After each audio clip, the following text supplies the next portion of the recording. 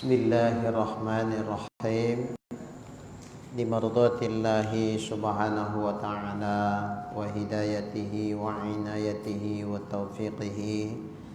Summa ila hadratin nabiyyil mustafa Muhammadir Rasulillah sallallahu alaihi wasallam wa ala alihi wa ashabihi wa azwajihi wa ahli baitihi ajma'in. Summa ila jami'i masyayikhina wa ansatidina wa mursyidina. Summa khususan li muallifi hadzal kitab. Al-Fatihah. A'udzu billahi minasy syaithanir rajim. Bismillahirrahmanirrahim. Alhamdulillahi rabbil alamin. Ar-Rahmanir Rahim. Maliki yaumiddin. Iyyaka na'budu wa iyyaka nasta'in. Ihdinas siratal mustaqim. Siratal ladzina an'amta 'alaihim ghairil maghdubi 'alaihim waladdallin. Amin. Alhamdulillahi rabbil alamin. Wassalatu wassalamu ala asyrafil anbiya'i wal mursalin wa ala alihi wa sahbihi ajma'in. Rabbi shrah li sadri wa yassir li amri wahlul 'uqdatam min lisani yafqahu qawli. Qala al-muallif rahimahullahu ta'ala wa adama nafa'na bi'ulumihi fid darain amin. Summa qala Allahumma hidayatan lis-shawab ya rabbal alamin.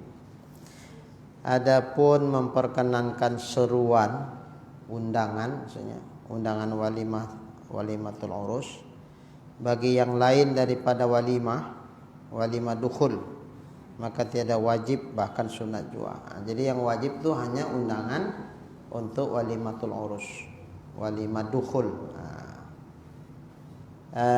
Maka sunat sebetulnya mengadakan walimah ini setelah nikah, dukhul, baru walimah. Itu yang afdal. Makanya kita sekarang kan nggak mau repot. Situ nikah, situ langsung pesta, tahbilan nak dukhul. Cuman apa hari? Bisa disempatkan? Nggak bisa kayaknya. Malu lah, mandi wajibnya semana? Pagi jam 8 nikah, siang tuh langsung bila nak dukhul orang, tak jadi begitu. Eloknya memang lain waktu nikah, lain waktu walimah. Seminggu sebelumnya akan nikah, dukhul, habis itu baru bercocok. Karena walimah itu kan dalam kerangka apa? Mensyukuri. Syukur atas apa? Ya atas nikah plus dukhulnya. Kalau baru nikah aja belum dukhul, belum lengkap kesyukuran itu. Jadi wajib hukumnya memenuhi undangan walimah dukhul atau walimatul urus. Tapi kalau selain ini sunat, tidak wajib.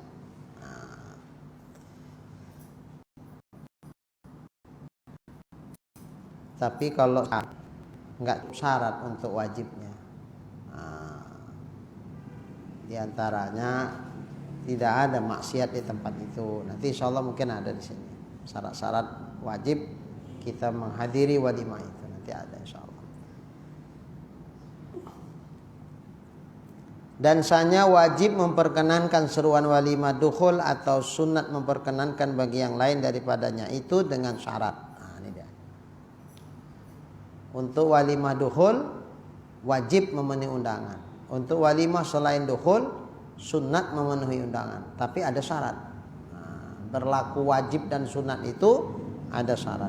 Kalau syarat ini tak terpenuhi, berarti tak wajib lagi kita menghadiri undangan walimatul dukhul, dan juga tak sunat kita menghadiri walimah selain dukhul itu, walimah dukhul itu.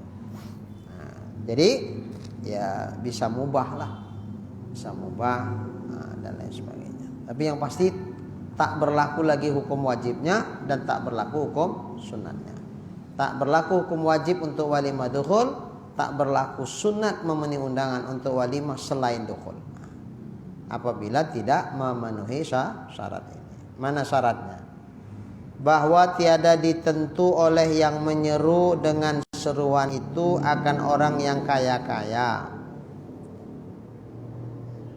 Yang undang tidak tertentu yang diundang itu yang kaya-kaya aja, yang miskin enggak. Nah, kalau inilah ditentukan khusus undangan tuh yang kaya-kaya, yang miskin enggak diundang, kita misalnya pun bahagian dari yang kaya tentukan kan maka dapat undangan. Kalau miskin awak tak dapat juga. Nah, kita kan kaya, lantas diundang juga. Nah, kita tengok ya yang kaya-kaya aja pula ini undangan nih.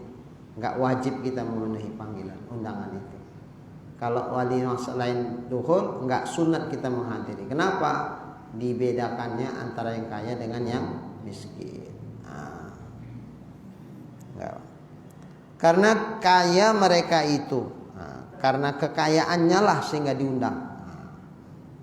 Karena kekayaannya, bukan karena faktor kedekatan. Misalnya kerabat dekat, kayanya itu kebetulannya, bukan ukurannya. Nah, kalau itu lain lagi.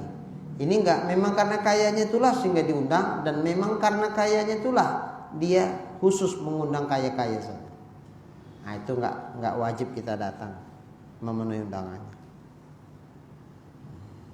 Bahkan diserukan mereka itu dan fuqara, dan bahwa diserukan mereka itu pada hari yang pertamanya. Jadi undangan itu yang wajib itu kalau ya nggak dibedakan, undangan yang miskin, undangan fakir sama aja.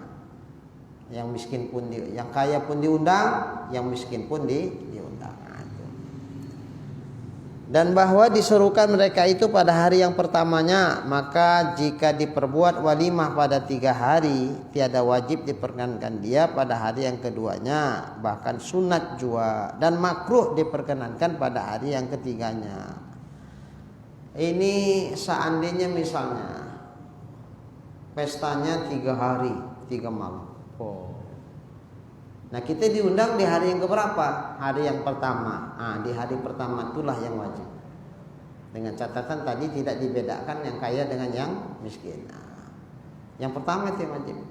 Undangan hari yang kedua itu sunat. Undangan hari ketiga, nah itu tidak wajib, tidak sunat. Ya mubah lah kita bilang. Makruh bahkan. Nah, di hari yang ketiga makruh. Dan makruh diperkenankan dia pada hari yang ketiganya. Di hari ketiga makruh. Kenapa? Karena kalau udah hari yang ketiga itu kayaknya udah mau buah-buahan itu. Nah, ngapa pula sampai 3 hari berturut-turut pestanya? Itu kayaknya lebih untuk wah dia gitu. Nah, untuk wah. Jadi nggak usah, makruh kita. Hari ketiga nggak usah datang. Hari kedua masih sunat datang. Nggak wajib. Hari pertama wajib dengan syarat yang lain.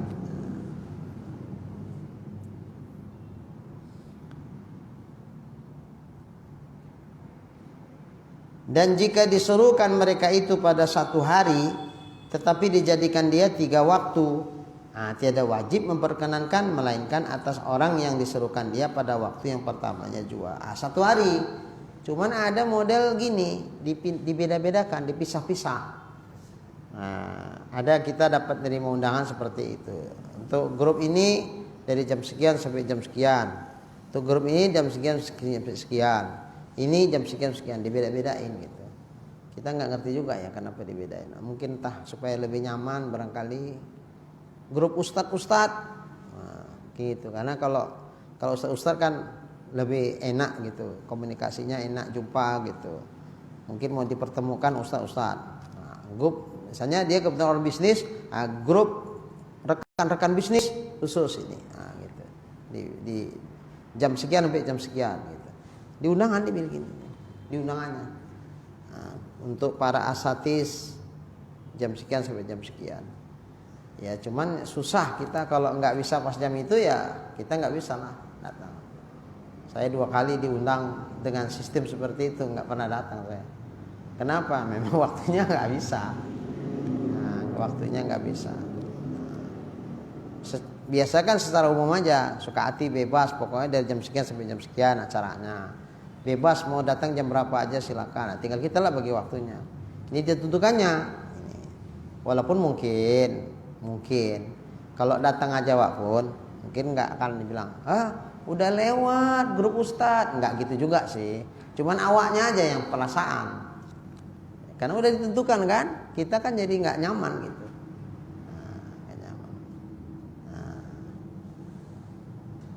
Nggak ngerti juga apa tujuannya ya dipisahkan. Mungkin itu barangkali supaya komunikasinya nyambung. Tapi kayaknya di suasana sekarang kalau acara pesta jarang komunikasi lah. Datang, duduk, cabut awal. Mana ada ngobrol-ngobrol lagi, nggak sempat ngobrol. Apalagi undangannya 7. Terkejar sampai maghrib udah paten. Gitu, pikiran gitu udah gitu aja. Ada lagi, saya datang pun makan jangan tak makan aja. Udah kenyang dia. 7 lah, udah yang kelima. Mau pecah perut udah. Baik makanan ringan lah, apa gitu. Ada mie rebusnya, adalah mie rebusnya aja jangan tidak sup, kuahnya pun jadilah. Habis itu cabut.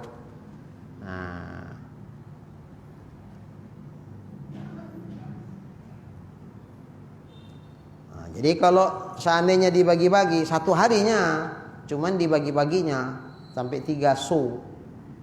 Yang wajib memperkenankan di waktu yang pertama juga. Yang kedua, ketiga enggak. Dan setengah daripada syaratnya pula hendak ada Islam orang yang menyeru, yang ngundang itu orang Islam.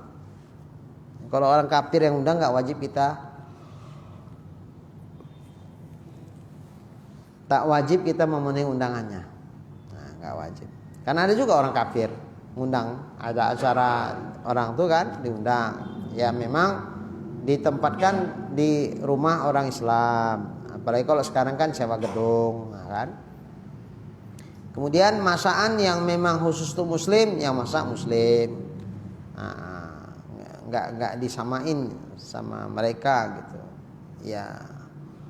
Apa hukumnya kita hadir? Enggak wajib. Orang kafir enggak wajib dipenuhi undangannya. Maka jika yang menyeru itu orang kafir,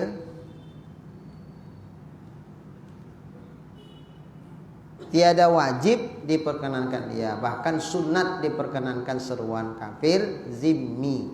Tapi kalau kafir zimmi, itu memenuhi undangannya sunat.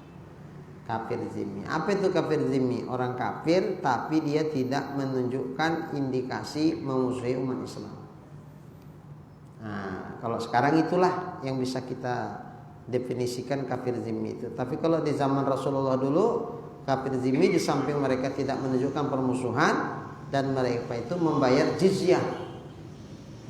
Jizyah itu apa? Jaminan keamanan mereka. Mereka keamanannya dijamin, nggak boleh disakiti. Bahkan Nabi mengatakan siapa menyakiti kafir zimmi berarti menyakiti aku gitu. Nabi marah. Kafir zimmi ini kalau disakiti nggak boleh, karena mereka tidak menunjukkan permusuhan. Bahkan mereka disuruh bayar jizyah, mereka bayar itu, karena mereka hak-haknya juga dilindungi dalam artian seukurannya kemanusiaan lah. Jadi nggak boleh, darahnya nggak boleh ditumpahkan, hartanya nggak boleh diambil. Itu dilindungi haknya itu oleh negara Islam. Nah oleh karena itu maka wajar kalau mereka bayar jizyah itu. Kalau umat Islam bayar zakat, mereka bayar jizyah. Jadi karena mereka tidak menunjukkan permusuhan, hubungan ya hablum minannasnya baik secara kemasyarakatan. Atas ada acara di rumahnya, ya kita diundang. Apa hukumnya memenuhi undangan kafir ini? Ya sunat, nggak wajib. Yang wajib umat Islam. Dan jika yang kena seru itu kafir, tiada wajib ia perkenankan. Kalau yang diundang itu orang kafir pun nggak wajib orang kafir itu memenuhi undangannya. Dan tiada sunat pula, nggak sunat juga kafir yang diundang itu tak wajib dan tak sunat. Dan setengah daripadanya syarat yang wajib memenuhi undangan itu bahwa ada yang menyeru itu mutlak tasarrufnya. Mutlak tasarrufnya. Maka jika tiada mutlak tasarrufnya, tiada wajib. Artinya mutlak tasarruf dia bisa menggunakan hartanya.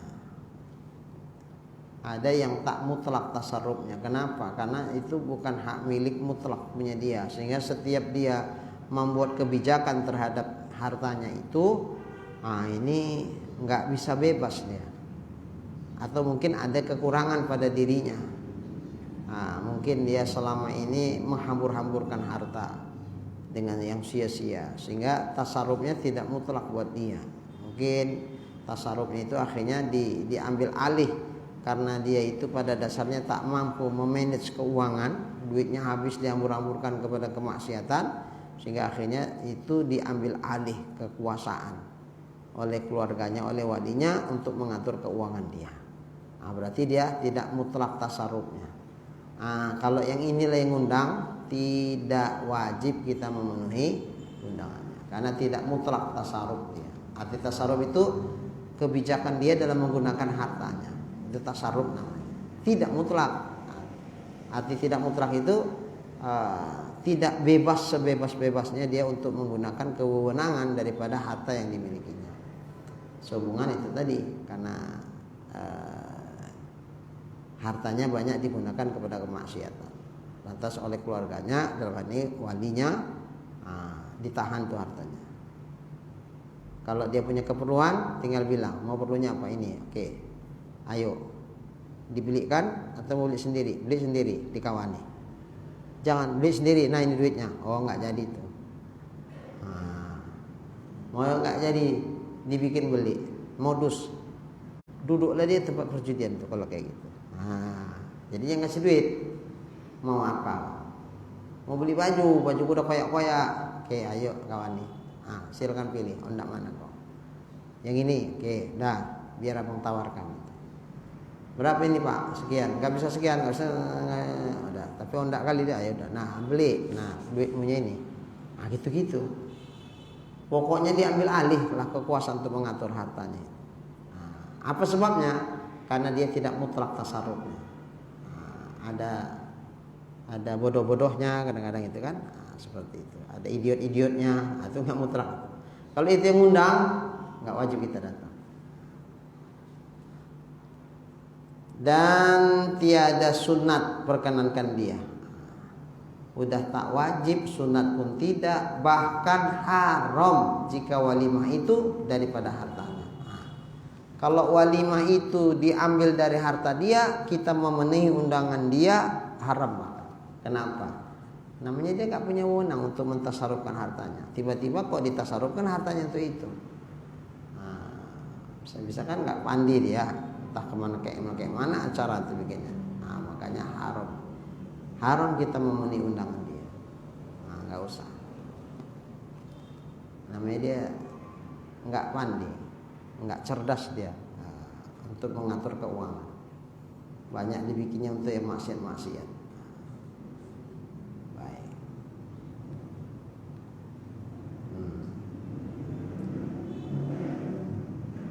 Dan jika diperbuat oleh walinya, yaitu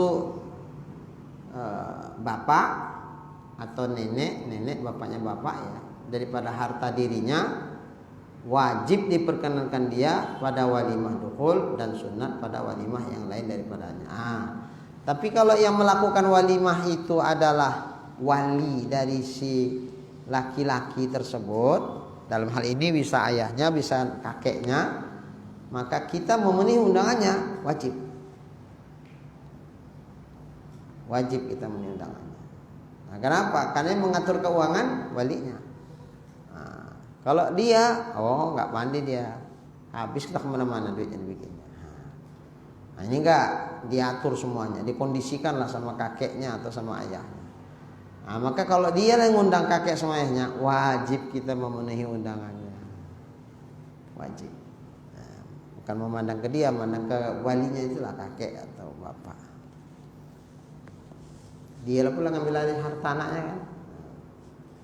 Ya kalau masih kecil kayaknya zaman sekarang bisa lah. Ya, kalau udah dewasa, udah 20 tahun, mana mau lagi. Jangan dijatah-jatah aku ya, suka hatiku duitku kok sibuk aja pulang ngatur-ngatur duitku. Pak mari. Enggak, ayah kasih ku kampak ya gitu. Oh, sekarang udah kayak gitu, maka susah. Nah, susah. Itu makanya ada orang istilahnya diisor dengan sebab sapih. Nah, ditahan dia untuk menggunakan hartanya dengan sebab sapih. Apa itu sapih? Bodoh. Pintar dia kok. Kalau nggak pintar mana dapat dia duit banyak. Betul. Dalam hal cari duit dia pintar, tapi dalam menggunakan harta dia bodoh. Kenapa? Karena hartanya digunakan untuk hal-hal yang maksiat. Jadi ditahan dia untuk menggunakan harta itu. Siapa menahannya? Ya walinya. Siapa dalam hal ini? Ayahnya bisa, kakek bisa. Kalau dia maksa macam-macam, ya laporkan ke pihak yang berwajib. Nah, cuman kalau sekarang pula ke pihak yang berwajib, memang harta dia pak, kenapa pak tahan katanya. Nah, salah pula ayahnya dianggap. Tapi kalau agama enggak disalahkan itu. Karena tujuannya baik untuk menyelamatkan dia, jangan menyelamatkan hartanya. Kalau semua dikasih sama dia, habis sebentar aja. Bikin meja judi, bikin segala macam. Ada kita lihat seperti itu. Yang sedih juga kita nengoknya. Ya, pikir dari harta bukan harta ayahnya, harta abangnya. Cuman abangnya tak punya anak. Kan saudara dapat itu. Kalau nggak punya anak, istri seperempatnya dapat istri. 3/4-nya ke siapa? Dia pula satu-satunya saudara laki-laki, si adean. Si ibu saya sama dia lah bulat 3/4-nya. Banyak itu ya. Banyak. Istri cuma 1/4 tuh kalau nggak punya anak. Sementara 3/4 asobah. Siapa asobahnya? Dia. Cuma itulah ada sapih-sapihnya. Nah, ada sapih-sapihnya. Ketika duit ini dipegangkan sama kakaknya, ngakali aja kakaknya pula. Ada kakak tapi lain ayah. Nggak dapat itu. Kakak lain ayah. Satu mak, mana dapat? Nggak dapat. Dialah ngakali saja, ngabis-ngabis. Gitu juga lah. Diserahkan sama dia, habis-habis gitu juga duitnya, ngakali. Dipegang dia semua, hancur tambah. Kadang jumpa sama saya di jalan tuh, aduh kayak sedih nengoknya. Jalan dia kayak orang PAUD gitu. Padahal dulu duitnya banyak. Duitnya banyak. Dari harta ini warisan dari ayahnya ada, warisan dari abangnya lagi ada. Abangnya tak punya anak. Allah. Ya gitulah kadang-kadang nasibnya. Jadi kalau gitu mana lebih berharga? Akal yang sempurna walaupun harta nggak banyak-banyak kali, atau banyak harta tapi akalnya tak sempurna sehingga banyak harta itu habis gitu aja lah, terakhir ujungnya kiri juga dia, macam tak ada harta. Malah kalau dia pandai memanage harta yang didapat itu, wah udah punya rumah pun bisa diputarnya lagi ini, tapi ternyata enggak, habis gitu aja, sedih kita nengok. Tapi ya udahlah. Nah, ini kan hukum Islam itu tak jalan. Kalau hukum Islam itu jalan, ditahan dia untuk menggunakan hartanya itu. Nggak boleh. Kenapa? Karena kalau kasih duit sama dia, habis sia-sia aja duitnya itu. Jadi jangan. Keperluan dia diatur. Iya, keperluan diatur. Jangan. Minta duit aku katanya. Mau apa? Mau beli baju aku. Berapa? 5 juta. Banyak kali. Ya udahlah 4 juta. Ya dan lah kasih duit dia, terserah kau lah. Nah, oh itu kerja nanggung namanya, kerja nanggung. Kalau kasih duit 4 juta, takutnya tidak jadi dia beli baju. Susulan lah, beli baju sebiji, jangan tidak habis itu susulan. Oh, aku bebas menggunakan hartaku, selama ini hartaku ditahan terus. Nah, sekarang udah bebas aku, nah, merdeka aku rasa. Nah, nggak sampai seminggu habis duit. Ya, mana bajunya? Kau bilang beli baju? Enggak jadi. Nah, jadi kemana kau bikin? Main judi. Alah, makanya jangan kasih duit. Orang kayak gini bohong pun mau. Jangan kasih duit.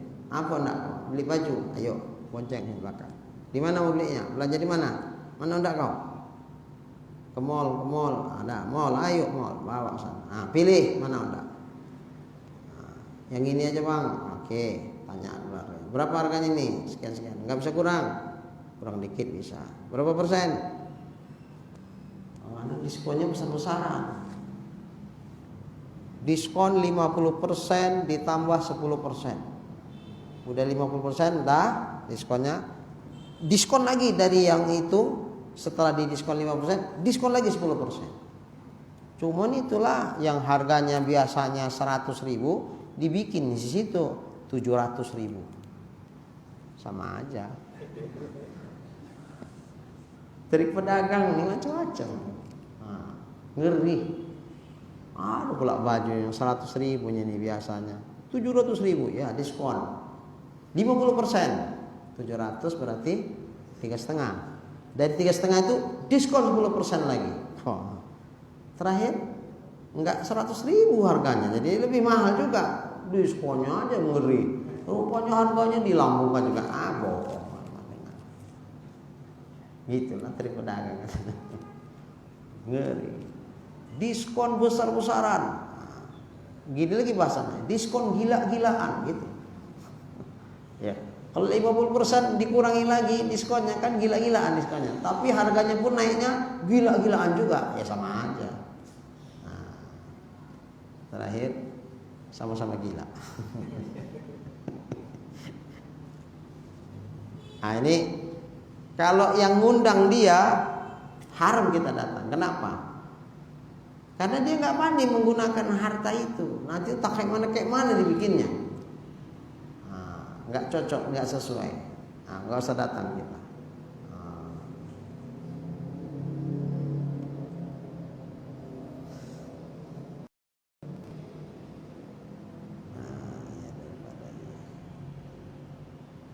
Dan setengah daripadanya itu belum. Bahkan haram jika walimah itu daripada hartanya. Dan jika diperbuat oleh walinya, yaitu bapak atau kakeknya, daripada harta dirinya, harta anak itu juga wajib diperkenankan dia pada walimah dukhul dan sunat pada walimah yang lain daripada dukhul. Nah, kalau yang mengkondisikan itu kakek atau ayahnya, ya udah itu wajib kita memperkenankan. Dan setengah daripadanya bahwa ditentu oleh yang menyeru akan yang kena seru bersalahan jika katanya bahwa hadirlah barang siapa yang berkehendak atau seumpamanya. Ini enggak ditentu-tentukan sama yang ngundang, siapa-siapa aja yang diundang. Nah, kalau ini enggak wajib kita datang karena syaratnya yang tertentu. Ketika dibikin tertentu enggak wajib hadir gitu maksudnya. Berbeda jika kata yang ngundang gini, hadirlah siapa saja mau datang, datanglah, atau yang seumpamanya. Bapak-bapak hadir sekalian, dipersilakan kita hadir di rumah Bapak Anu, beliau mengundang kita, acaranya ini. Siapa yang kira-kira bisa ringan langkahnya dimohon hadir. Nah, kalau kayak gitu kita kan merasa dapat undangan tuh kan, nah, wajib. Kalau yang kita nggak ada halangan. Dan setengah daripadanya bahwa jangan diserukan dia karena takut daripadanya atau karena tomak pada kemegahan dan kebesarannya. Ini juga ada maksiat itu. Jangan diserukan dia, jangan diundang dia karena takut daripadanya. Maka ngundang ini karena takut. Kalau nggak diundang bahaya, ya diundanglah. Kalau itu nggak wajib memenuhi undangannya kalau karena itu. Atau terkadang tomak pada kemegahan. Karena ngundang kita itu dia tomak dengan kemegahan. Ada sebagian orang itu kalau ngundang orang-orang hebat bangga dia. Undangannya siapa? Pak Gubernur pun datang acara pesta. Dia pun bangga, ada bangganya tersendiri. Kalau gitu macam mana? Wajib datang enggak? Enggak. Karena dia ngundang itu untuk megah-megah, untuk menunjukkan kehebatan. Anggota-anggota dewan berdatangan. Kok bisa datang? Oh, dia bapak itu walaupun dia nggak anggota dewan, itu dekat sama anggota dewan itu. Orang dekat itu. Jadi bangga dia. Jangan usahkan ngundang acara pesta. Kadang-kadang meninggal karangan bunga dari mana? Bupati dari Serdang. Bangga dia nengok. Bupati pula ngasih turut berbela sungkawa, ngasih karangan bunga. Dia pun bangga situ. Padahal bukan bupati yang bikin, entah anak buahnya yang entah di mana-mana jadi yang itu yang ngasih atas nama bupati dibikinnya. Padahal bupati tak kenal kali sama dia. Dia nengok gitu, yang ngasih karangan bunga tuh bupati, wah bangganya bukan main. Apa kali rupanya dari dibanggakan.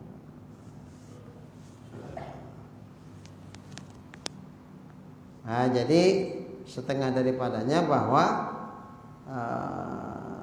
jangan diserukan dia karena takut daripadanya. Mengundang itu karena takut. Kalau mengundang karena takut nggak wajib datang itu yang diundang itu. Atau karena tomak pada kemegahannya. Itu tadi yang diundang orang-orang hebat. Atau karena kebesarannya, karena kemegahan ataupun kebesarannya, maka kita undangnya. Enggak boleh, enggak bagus itu. Undanglah orang itu jangan karena status sosialnya.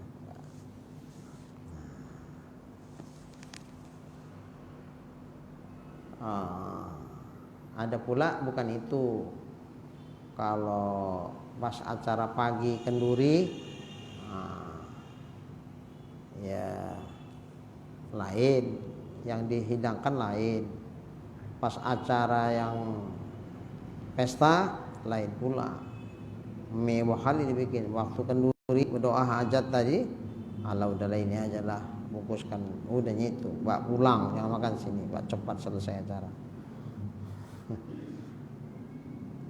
Udah ibu, pakai daging juga, tapi sejempol tangan punya gini. Anaknya 3 berebut orang itu. Aduh.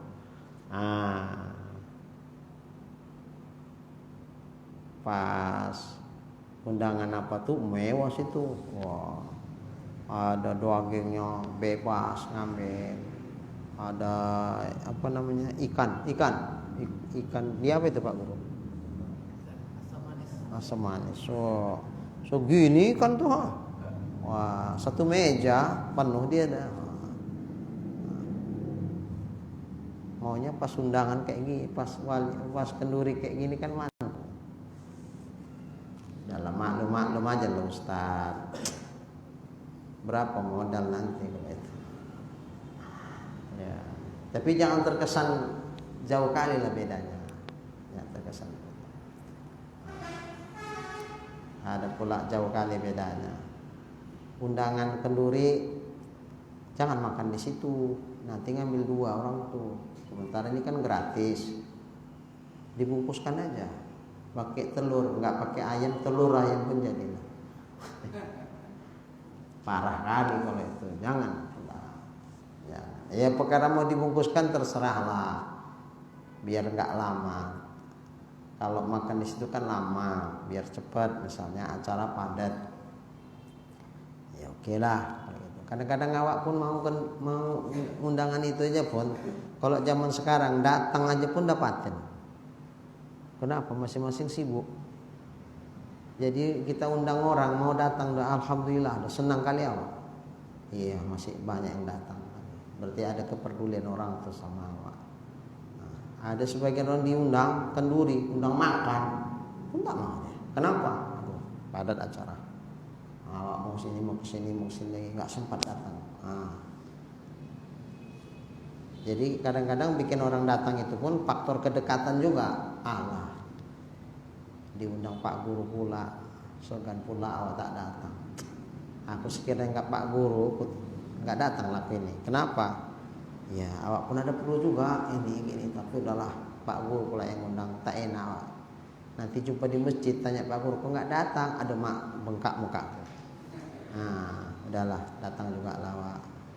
Jadi kadang-kadang masih karena faktor-faktor itu dia. Faktor-faktor yang seperti itu. Makanya kita lihat, nampak itu orang yang disegani, yang bergaulnya akrabnya bagus, ramah dia apa, insya Allah banyak ini datang kalau.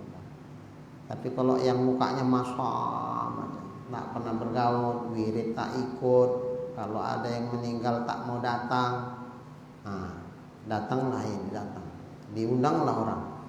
Kadang bikin orang malas itu. Itu apa ya? Peraturan tak tertulis itu, dan di mana-mana begitu. Kurang ramah pula dia sama jirannya.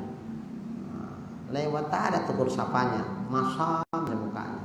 Orang negur dia pun takut nggak dijawab maksudnya. Jadi terakhir tiba-tiba ada acara dia ngundang. Ngundang. Ada ngundangnya, ngundang nggak ngundang itu macam mana? Bukan sengaja dikasih undangan atau datang ke rumahnya, enggak. Kebetulan jumpa di jalan. Iya. Sebentar. Minggu ini kalau nggak kemana-mana ke rumah lah. Kalau nggak kemana-mana ke rumah lah. Ada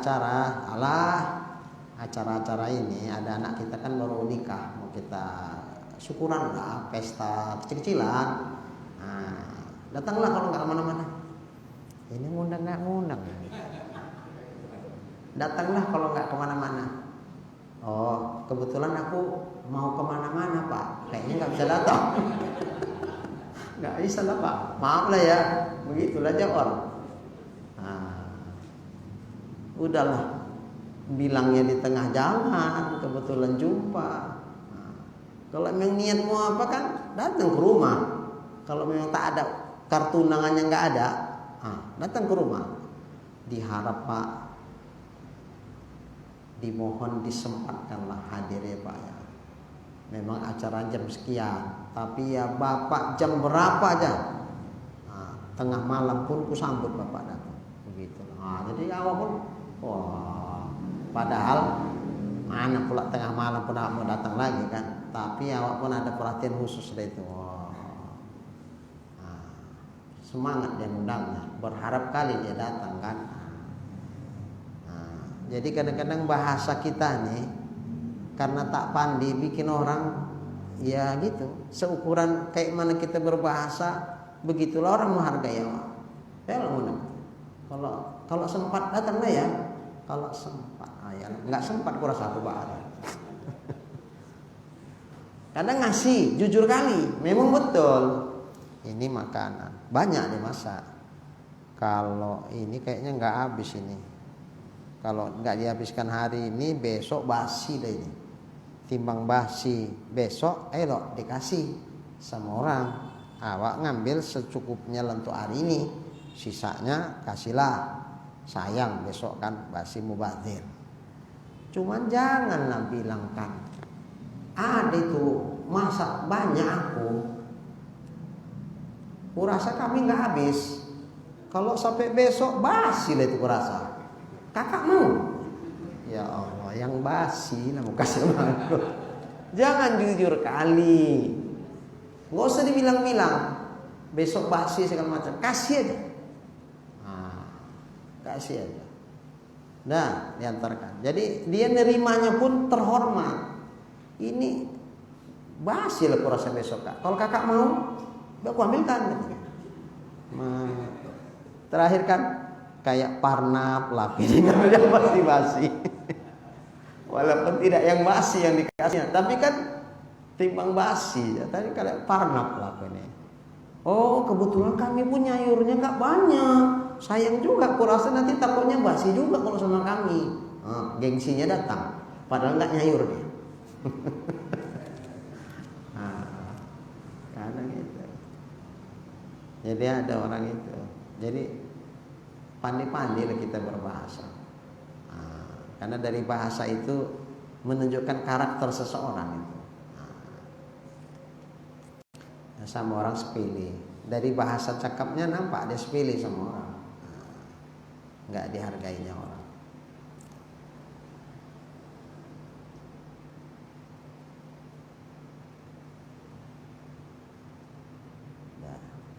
Dan setengah daripadanya bahwa jangan sudah diseru orang akan dia. Kalau udah diundang, kemudian diundang lagi pada saat yang bersamaan, nggak wajib dia datang, karena nggak bisa dibagi waktunya. Nah, yang waktu bersamaan, tentu dia wajib memenuhi undangan yang pertama. Udah yang kedua nggak wajib. Kenapa? Karena nggak bisa hadir ya di jam yang sama. Dan setengah daripadanya bahwa jangan ada yang menyeru itu orang zolim. Kalau yang ngundang itu orang zolim, nggak wajib kita datang. Diundangnya, tapi di situ dia pula agen togel. Aduh, macam awak-awak pula ini yang ngaji-ngaji pula yang diundang. Alah, ribut soal togel, diundang bapak itu pun kenduri. Mau juga nya, atau jangan-jangan dia yang gitu. Aku buka togel di sini ribut kali orang-orangnya, orang masjidnya. Tapi ku undang ke rumahku waktu ada acara, datang juga nya orang tuh. Ditelap orang tuh juga, tengok 2 piring.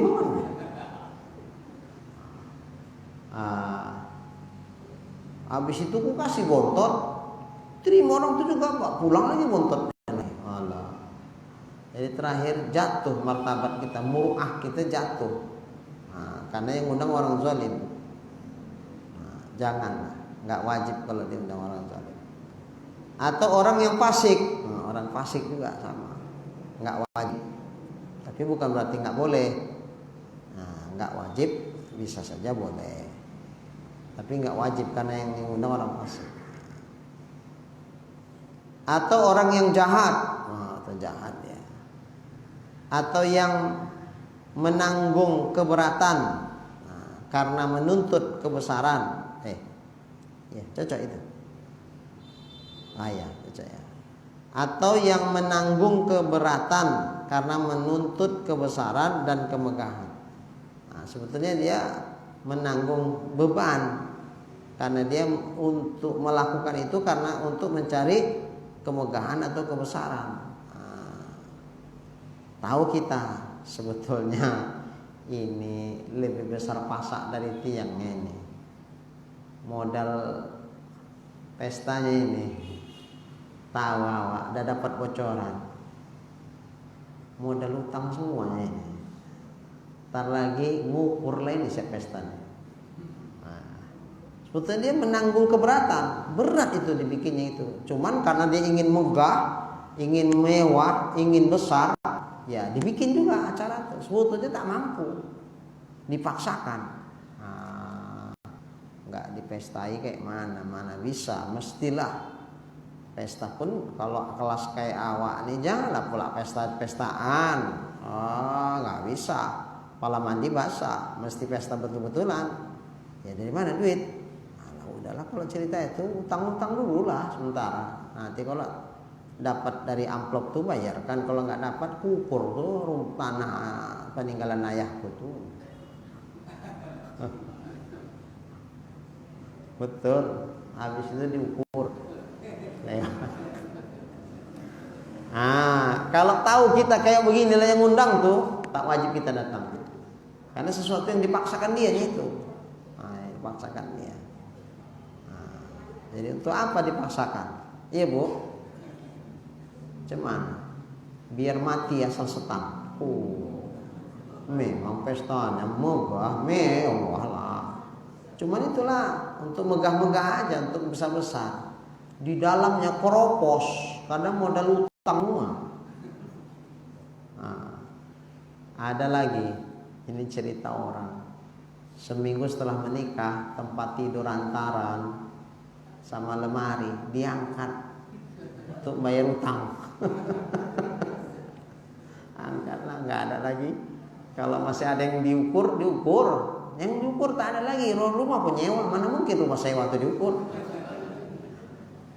Nah, disita, itunya disita. Nggak ada lagi bikin pembayar duitnya. Ya Allah, masih bulan madu tidur di tikar. Cuman kalau memang dari awal tidur di tikar nggak apa-apa. Nah, tambah enak tuh kedinginan, tambah rapat dekat kan.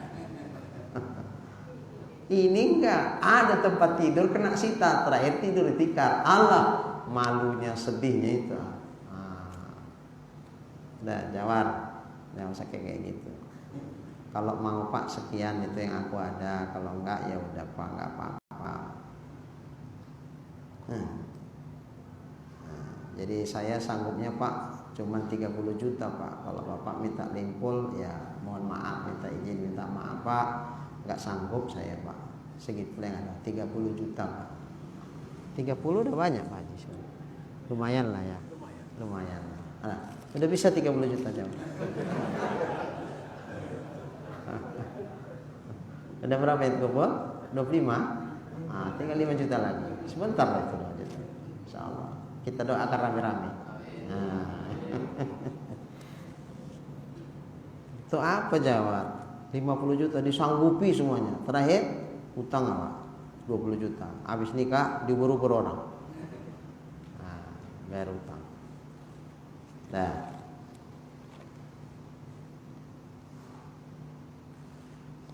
Dan setengah daripadanya bahwa jangan menyeru akan dia orang yang kebanyakan hartanya itu haram. Ada juga yang halal. Tapi kalau dipresentasikan, prediksilah kita prediksi, kayaknya banyak yang haram daripada yang halal. Harta dia bercampur. Kalau itu yang mengundang, gak mau kita datang. Maka jika ada yang demikian itu makruh diperkenankan. Makruh kita memperkenankan undangannya. Selama tiada diketahui akan ain makanan itu haram. Selama tidak kita ketahui benda yang kita makan itu itulah yang haram itu. Tapi kalau tahu kita inilah yang haram itu, dari mana tahu? Dapat bocoran dari juru masak. Apa itu? Uang daging itu dari uang togel. Itulah togel. Kalau beras dari ini katanya, dapat bocorannya. Tahu lah kita ain yang haram itu mana? Ini. Kalau beras itu ada yang ngasih, familinya. Kalau sayur-sayur itu uang dia dari pekerjaan yang halal itulah. Jadi yang haram itu daging aja, iya. Begitu datang dagingnya jadi makan, pakai sayur aja makan. Iya Pak, kenapa kan makan dagingnya? Oh iya, kolesterol. Vegetarian. Makan begitu. Boleh datang, tapi makannya itu. Makruh tapi datangnya aja tuh makruh. Memperkenalkan undangannya makruh. Makannya kalau tahu pasti kita itu yang haramnya, ya haram. Jangan dimakan yang tahu pasti ya. Nah, ya Allah. Sampai segininya kita nggak sampai kayak gini lah ya. Kadang-kadang pertimbangan perasaan aja. Dan jika diketahui ini saya haram, diperkenankan dia. Kalau tahu kita, ya haram kita datang. Karena kalau kita datang tak bisa terelakkan kita temakan itu. Kalau itu nggak usah datang. Maka jika tiada kebanyakan hartanya itu haram, tetapi padanya syubhat. Syubhat, kemungkinan halalnya ada, kemungkinan haramnya pun ada. Macam mana kalau syubhat? Maka tiada wajib. Enggak wajib. Syubhat aja enggak wajib, apalagi haram. Dan tiada sunat diperkenankan dia. Tidak wajib, tidak sunat. Bahkan harus juga. Enggak haram, tapi harus. Mubah. Terserah kita. Datang silakan, enggak datang juga silakan. Kenapa? Karena kemungkinan harta haram itu sikit. Banyakan yang halal. Dan karena inilah berkata Syekh Zakaria, Syekh Zarkashi, tiada wajib diperkenankan seruan undangan pada zaman kita ini. Zaman siapa? Zaman Syekh Zarkashi dulu. Bukan zaman kita yang sekarang, zaman yang dulu. Itu udah nggak wajib memenuhi undangan walimatul urus.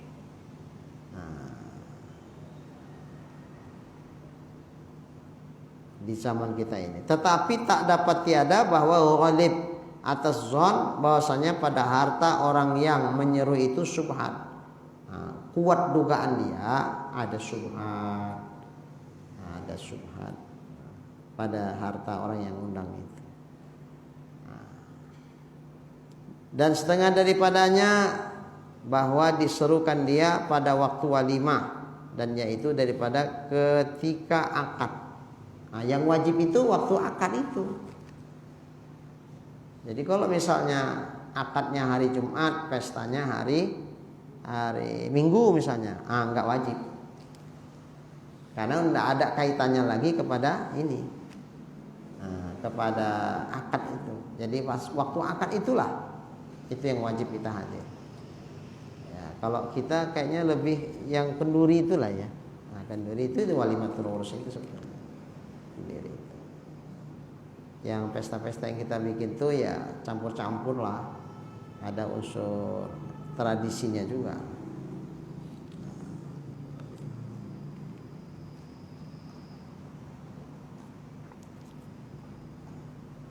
Seginilah dulu ya, nanti akan datang dan setengah daripadanya bahwa jangan ada. Bismillahirrahmanirrahim. Alhamdulillahirabbil alamin. Wassalatu wassalamu ala asrofil anbiya'i wal mursalin wa ala alihi wa sahbihi ajma'in. Allahumma rzuqna imanan kamila wa yaqinan sadiqa wa qalban khashi'a wa ilman nafi'a wa amalan maqbula wa taubatan nasuha wa husnal khatimah. Allahumma rzuqna rizqan wasi'an halalan tayyiban mubarakan jamila wa ilal khairi qarribna wa 'anil syarri ab'idna waqdi hawaijana fid din wad dunya wal akhirah innaka ala kulli syai'in qadir.